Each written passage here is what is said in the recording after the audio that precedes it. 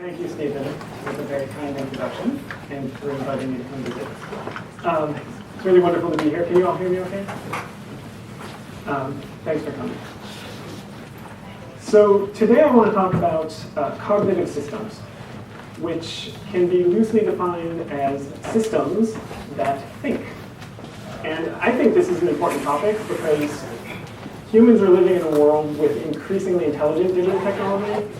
Clearly we have laptop computers, and we have smartphones, and we have smart watches, and all kinds of devices connected to the internet in ways that can increasingly think for themselves and that can help us to think. And I should say that I'm really approaching this topic not as a cognitive scientist, but much more as an interaction designer. So as Stephen mentioned, for the last 20 years or so, I've been working professionally as a designer on a variety of technology projects. I worked with IDEO for some time. I've worked on computer systems and healthcare systems and transportation systems. And I think through those experiences, I've learned some important lessons about the design of cognitive systems and how they apply to our day-to-day lives with technology.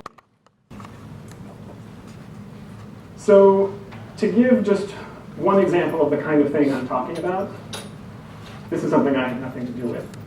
Recently, Facebook updated its like button feature to include all of these different reaction buttons. And this is a very big change, but I think it's pretty clear that it affects the way that we think, because now when we're using Facebook, we have the option to express these feelings in a way more directly to the people we're communicating with. We have a channel for expressing anger or love that before we didn't have.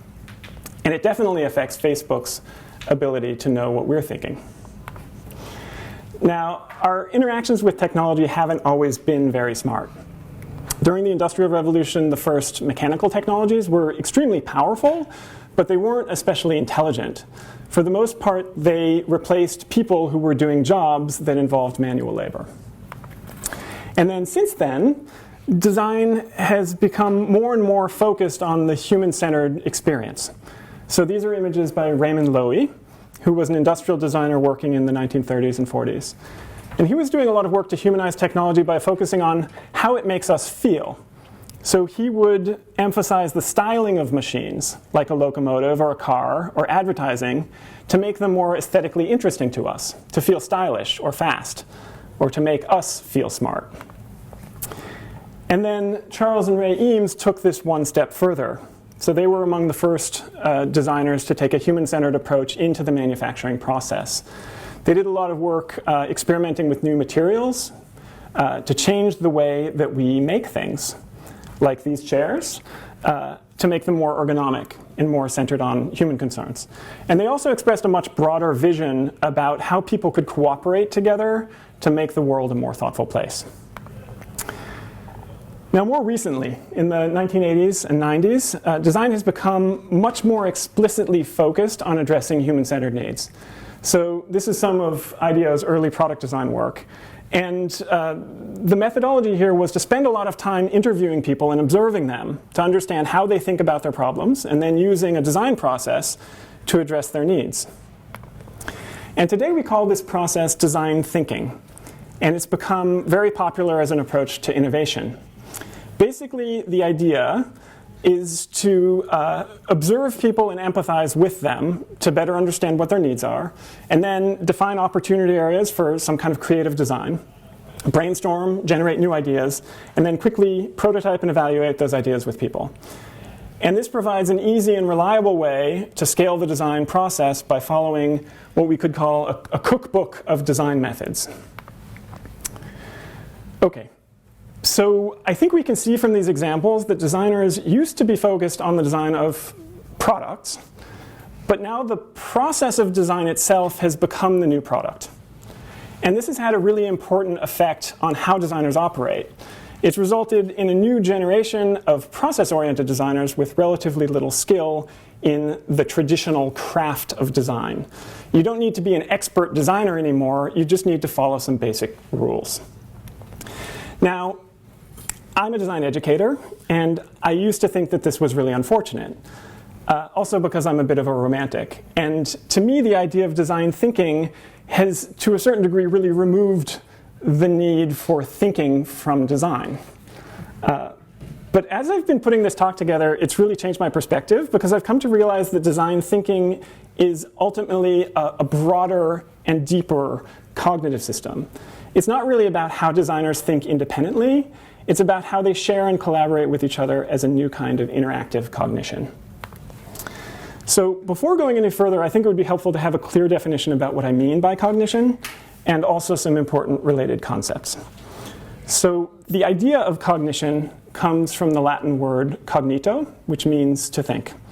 And here we're looking at the famous sculpture by Rodin. And of course, it depicts a person who's deep in thought.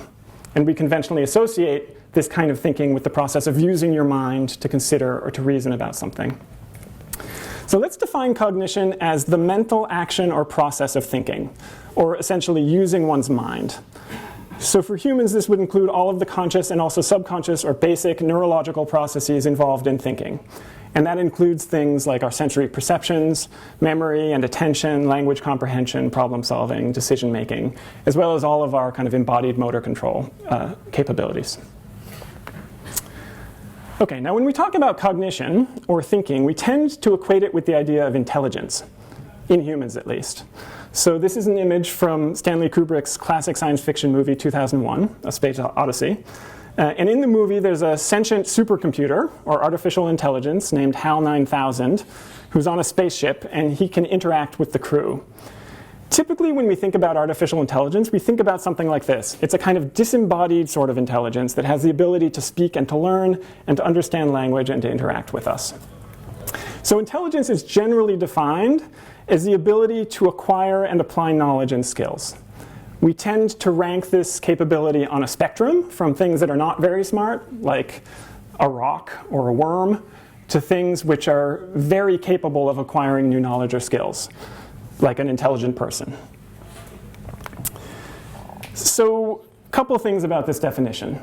The first is that clearly this is about internalized reflexes or instincts that we may have been born with, or opposed to those capabilities. This is really about our ability to learn. So fundamentally, humans have learning systems.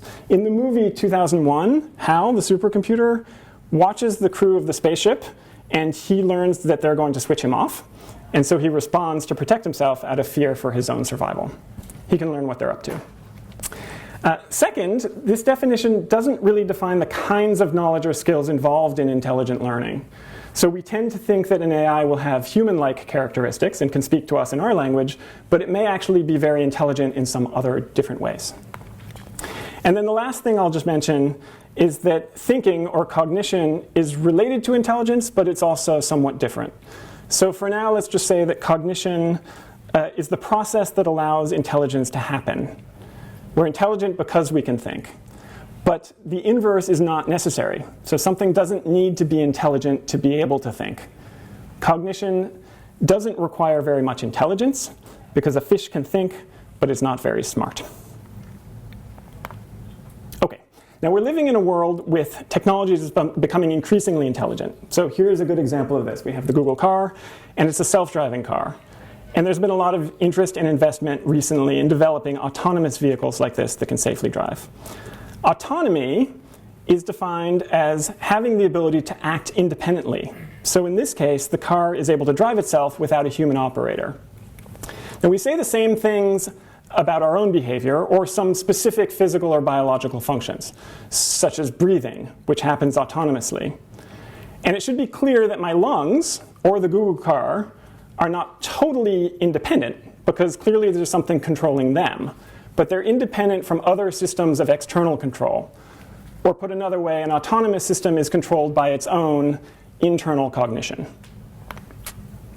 Okay, and then the last term I want to define here is interaction, which we'll simply define as a reciprocal action or effect or influence. So to me, interaction design is about a lot more than just designing the relationship between humans and technology systems, like an iPhone, because clearly humans interact with other humans, and they interact with their environment, and they interact with their pets, and their pets interact with each other. We're all interacting. To me, the critical thing about interaction is that, like the example of the Google car, interactions always take place between independent actors or autonomous agents. So a human who's autonomous interacts with a system like the iPhone, which also responds autonomously, if you will, in response to what I do, just like the Google car interacts with the pedestrians and the other cars on the street. And all of this, I would argue, outlines a cognitive system, because the car will not know that it needs to stop until someone runs out in front of it, and you will not think to answer your phone until it rings. Okay. So let's summarize our discussion with an example of cognition from the animal world. This is a medium-sized bird called a starling, and there are hundreds of kinds of different species of starlings in the world. They're very successful, and they eat a wide variety of insects. And I think it's fair to say that these animals exhibit qualities that we could consider to be thoughtful. They're very social, they can learn to use tools like twigs to help them find food, and they have the ability to use language. So like parrots, they're very good at borrowing motifs from each other's songs and embedding them in new ones. And if you go online, you can find examples of a domesticated starling that's learned to sing a composition by Mozart. Now, I think what's really remarkable is what happens when you get a large group of starlings together in a flock. So starlings can flock into groups of 10 or even hundreds of thousands of birds, which is really useful for defense against being attacked by larger birds like eagles. And what's interesting here is that when they perform this behavior, it appears to us as outsiders almost as if the flock is being governed by a single intelligent mind. But clearly each bird is only aware of its own actions as part of that flock. Now, it turns out it's possible in a fairly easy way to model this kind of swarming behavior with computer simulation, just by having each bird follow some very simple rules. So in this example, the behavior of the flock can basically be reduced to just 3 rules. Each autonomous bird is following these. The first is separation. They want to steer to avoid crowding local birds in the flock. Second is alignment. Steer towards the average heading of the local birds. And the third is cohesion, to steer towards the average position or center of mass of their local flock mates. Basically, the point here is that if each bird acts in relatively simple ways in response to its local environment, the result can be a very complex collective behavior. And this is really what I mean by a cognitive system. Okay. Now let's imagine that we want to design the rules of a cognitive system that manifest a certain kind of behavioral outcome, like the starlings have done. Well, the philosopher Daniel Dennett distinguishes between 2 different approaches to this task. To illustrate, he uses the example of termite colonies, shown on the left, and Antoni Gaudi's architecture, the Sagrada Familia in Barcelona, on the right. And the question he asks is, what's the difference between these 2 designs? Well, the building on the left was created through the activity of millions of mindless termites just going about their business. Termite mounds can be very impressive and beautiful, growing to 25 feet in height. But just like the behavior of the flock of starlings, each termite is only following very simple rules for interacting with each other and their environment. There was no plan, and there was no vision. This is an example of what Dennett calls bottom-up design. And the important point here is that even though the accomplishments of bottom-up design appear quite significant, they don't result in tremendously great intelligence. Now, in contrast, the building on the right is emblematic of everything different from the one on the left. It was designed by one visionary person, an eccentric and somewhat bombastic artist. Construction on the project started in 1882 and continues to this day, and they're hoping to finish it by 2026, which will be 100 years after Gaudi's death. Now, even though the human brain is a truly incredible piece of cognitive machinery, the point here is not that one person is so tremendously much more intelligent than a colony of termites. Because in truth, the human brain is a totally bottom-up design, just like the termite colony. It's comprised of about 200 billion completely clueless, uncomprehending neurons.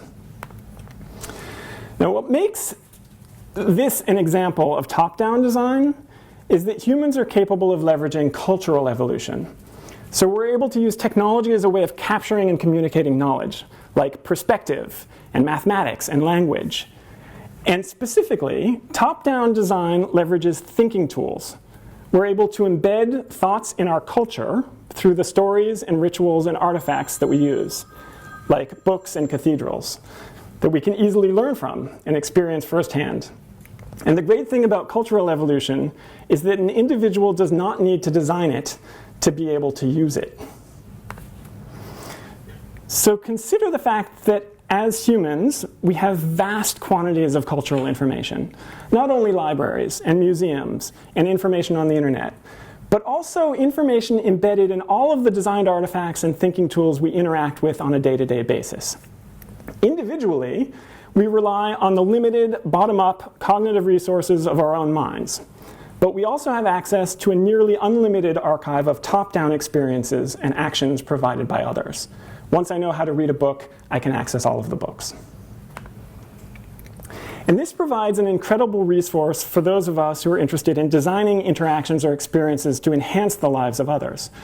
So let's imagine that you're an interaction designer, and you've been asked by a client, perhaps, or for a research project, to understand ways to improve how consumers buy and consume groceries as part of their weekly food shopping experience in a supermarket.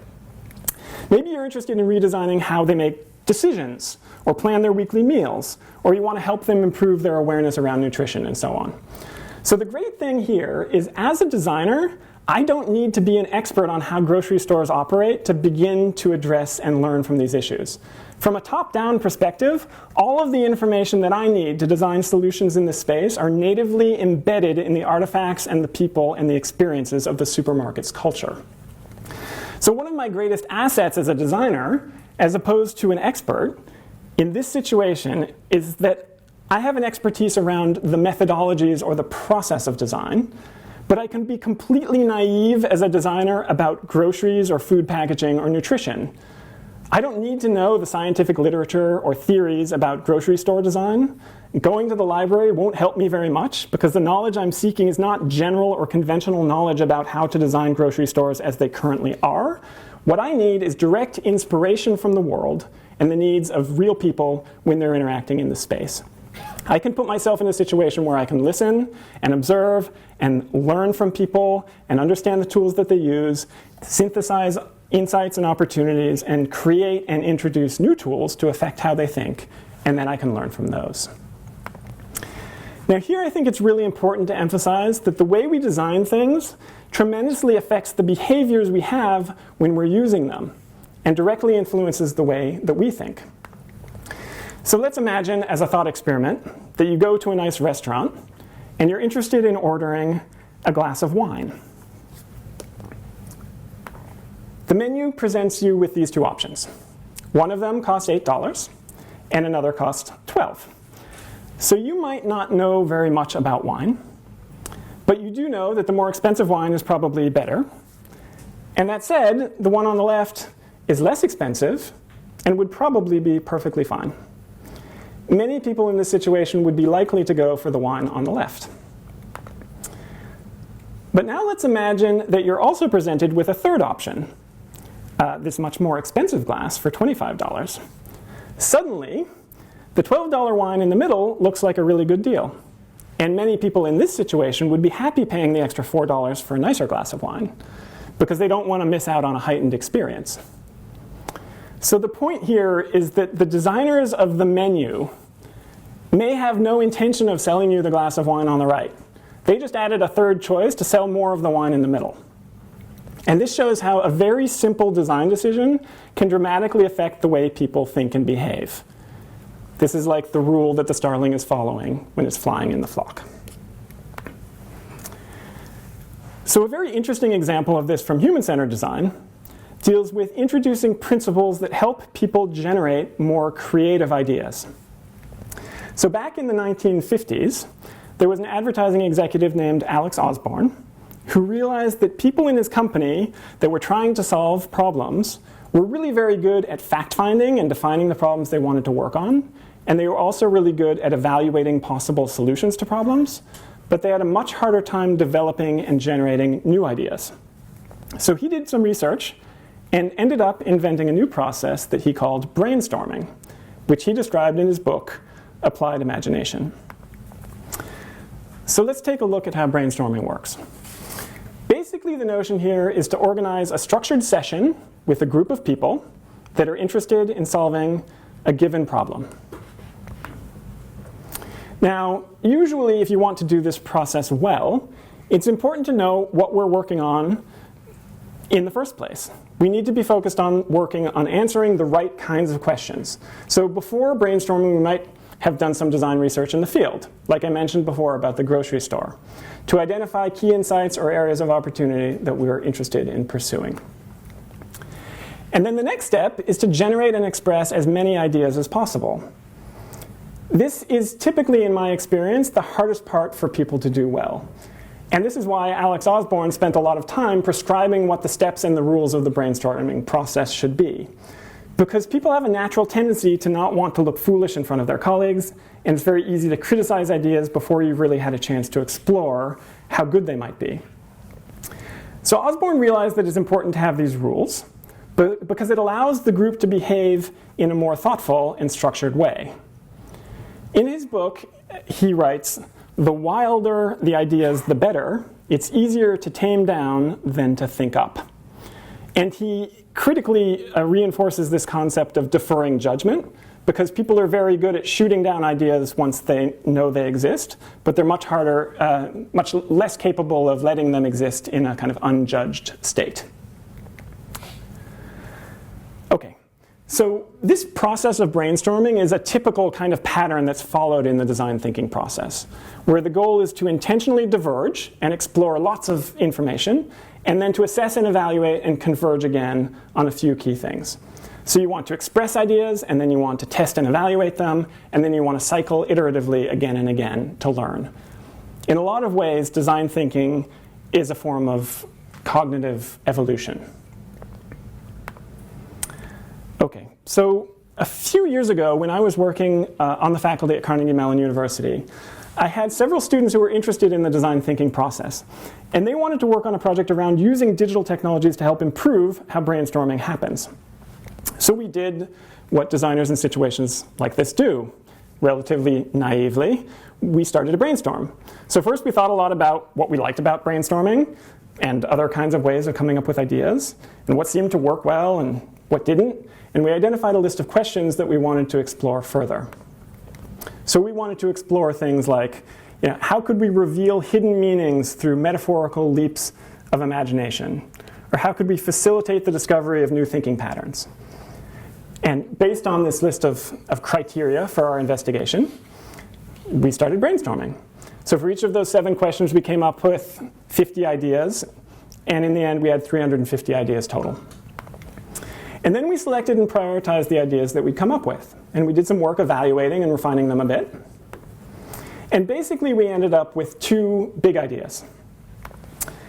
The first concept we had was about generating ideas. So this is about that first divergent, expressive phase of brainstorming that's so hard to do well. And basically, the idea was, instead of getting lots of people together to brainstorm ideas around a question in a group, what if we just had one person come up with a few ideas related to that question? And then we could take that question and those few ideas and we could send them on to the next person. And then they could come up with some new ideas and send them on to the next. So this is a process very much like a chainmail. And eventually, we could write an algorithm that when a certain quota of ideas had been hit, we could return the ideas back to the person who had originally asked them. This was a really interesting concept, but we had a problem, and that's that the person who originally asked needs help trimming them down to just those few ideas that they want to keep. So our second idea addressed that. This is the idea of cheat storming.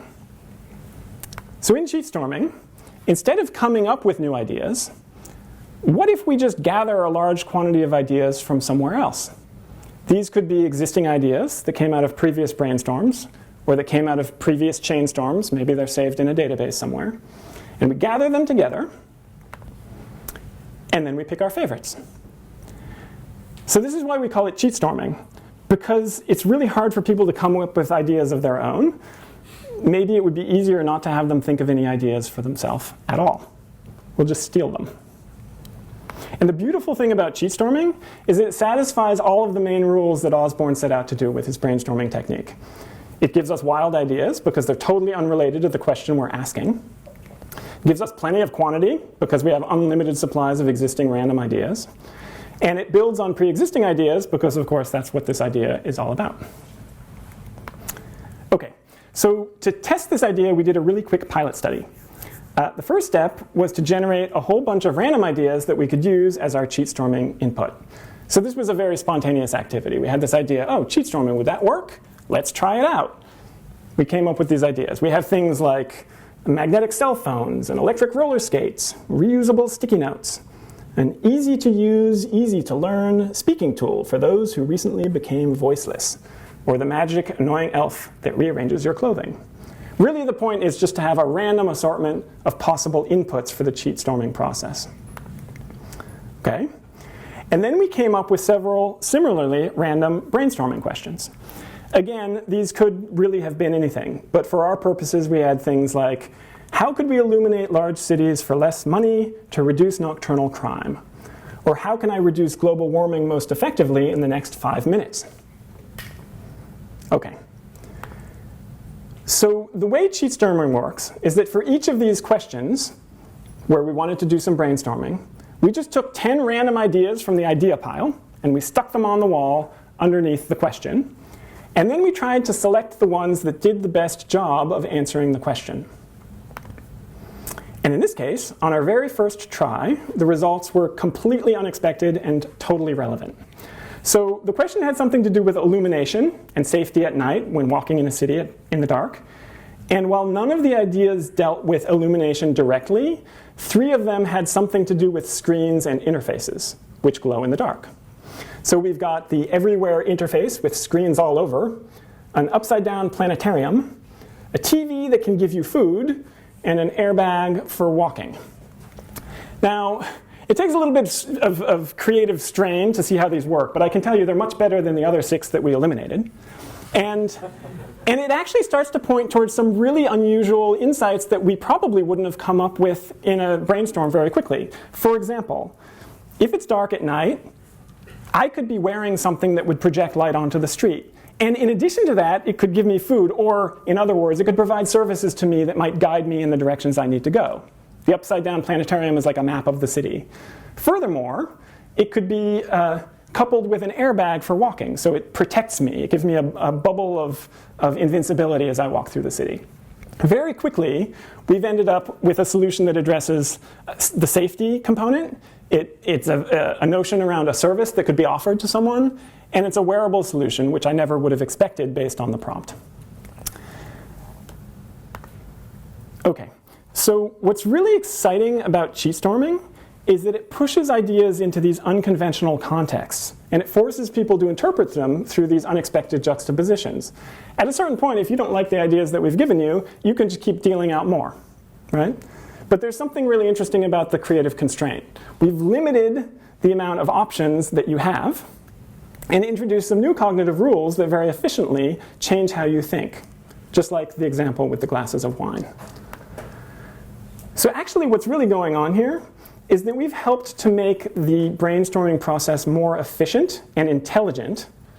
We help people make better creative decisions by reducing the amount of intelligence that we're expecting them to have. And this shows that we don't actually need to think hard about anything to come up with new ideas. Instead, it's all about how we share and interact with a diverse set of existing ideas. Okay, so since doing this initial work, I've been doing a lot more experimentation with cheat storming in my classes because it's such a tremendously efficient way of teaching students to come up with ideas. And we've looked at how starting with different sets of ideas can lead to different results. And we've also found that giving people less creative freedom, maybe by giving them fewer options or introducing time limits, can actually result in faster and more creative outcomes. Okay. So up until now, I've been talking about the idea of cognitive systems. And I've tried to illustrate how introducing some very basic behavioral rules can help people work together creatively to solve difficult problems. And in this regard, the design is always a bottom-up process. It's a cognitive system that is particularly efficient because the individual designers don't need to be smart. Instead, they simply need to approach their practice with an open mind to new cultural practices and express their work in ways that resonate emotionally and functionally with their cognitive needs. Some of these practices will work better than others, and over time, the best methods will learn to be used well. Taken in the aggregate, the result is a remarkably intelligent mechanism for distributing innovation. And that's the world that we live in today. So I'm going to conclude early. This went remarkably fast. And I'd just like you to consider deeply what it means to be living in a designer in this top-down cognitive system of culture. So let's imagine for a moment that you individually are this reasonably intelligent bird. You're an autonomous bird, so you're able to respond to the environment entirely of your own accord. Now, what are the basic cognitive rules that are guiding your flock? How does it feel to be living in this world and interacting with others? What are the tools that you use? Your feelings and actions are shaped by those tools, which are increasingly intelligent and interactive, like the Facebook reactions. Now, from a cynical perspective, you could say that you're not as independent or autonomous as you might wish to be. Many of your decisions are predetermined by bottom-up interactions and dictated by the behavioral and cultural rules of design. But nothing is really stopping you here from acting freely. You can choose to opt out from using Facebook if that's what you want. Nobody's forcing you to use it. On the flip side, you can also choose to embrace the cognitive potential of interactive technologies. So imagine how the laws of interacting with the flock will change in a world increasingly characterized by immersive intelligence, like this virtual reality headset. These systems contain vast amounts of knowledge, and you learn from them. And undoubtedly, the cultural evolution will shape your thinking, but your potential for intentional action may actually be greatly enhanced. So this is the world that you will increasingly live in. You're just one bird in the flock, but you're an autonomous bird. You have the ability to choose whether to fly with the flock by following its behavioral rules, or you can diverge from the group and design a cathedral, like Antoni Gaudí. Autonomy is about acting independently, or having the ability to do so. Nothing in the world of top-down design prevents you from interacting with this flock however you want to. And when you do interact in this system, in the way that you choose, the results are the emergence of a new kind of cognition. What truly distinguishes humans are the interactions that we have with each other and how this manifests in culture as emergent cognition. Cognition is the mental action or process of thinking, and design thinking has automated how our culture is able to learn and adapt. The beauty of the design thinking system is that anyone can do it. You don't need to be especially intelligent or special to get involved. All you need to do is remain open to new experiences, be creative, and see what you learn. If you do that, then intelligence will emerge. So in conclusion, I think that this might actually seem fairly obvious, but too often I think our emphasis when discussing design is on the superficial mechanics of our interactions with the world. To me, the much more interesting and empowering questions involve establishing the values and the principles that constitute the rules of these systems. Because ultimately, I believe the values and the vision that we bring to our work are what make us collectively human. They support the deeper sense of purpose and intelligence that our society needs. Thank you very much.